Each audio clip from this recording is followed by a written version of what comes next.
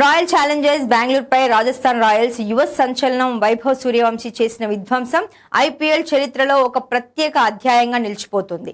కేవలం 26 బంతుల్లోనే 8 ఫోర్లు 7 భారీ సిక్సర్లతో 78 పరుగులు సాధించిన ఈ 15 ఏళ్ల కుర్రాడు సరిగ్గా 300 స్ట్రైక్ రేట్తో ఆర్సీబీ బౌలర్లను ఉక్కిరి బిక్కిరి చేశాడు.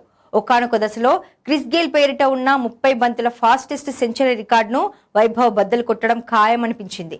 కానీ కృణాల్ పాండ్యా బౌలింగ్ లో కోహ్లీకి క్యాచ్ ఇచ్చి అవుట్ కావడంతో ఆ రికార్డు చేజారింది. అయినప్పటికీ ఈ చిన్న వయసులో అతను ప్రదర్శించిన తెగింపుకు యావత్ క్రికెట్ ప్రపంచం నీరాజనాలు పడుతుంది.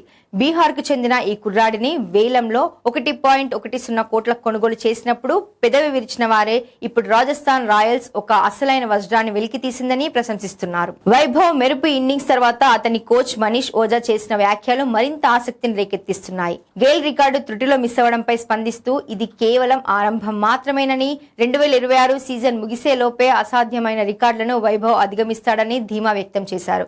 ముఖ్యంగా మొదట బ్యాటింగ్ చేసే అవకాశం వస్తే గేల్ చేసిన 175 పరుగుల అత్యధిక స్కోర్ రికార్డు కూడా ప్రమాదంలో పడుతుందని ఆయన జోస్యం చెప్పారు.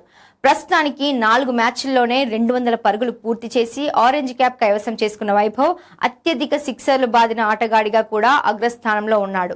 266.66 అద్భుతమైన స్ట్రైక్ రేట్ తో దూసుకుపోతున్న ఈ పసికూన బ్యాట్ నుంచి సెంచరీ ఎప్పుడు వస్తుందా అని అభిమానులు వేచి చూస్తున్నారు. పవర్ ప్లేలో ఫీల్డర్ తలలపై నుంచి బంతులను అలవోకగా సిక్సర్లుగా మలిచే వైభవ్ శైలి అతడిని ఈ తరం గొప్ప ఫినిషర్ గా నిలబెడుతోంది.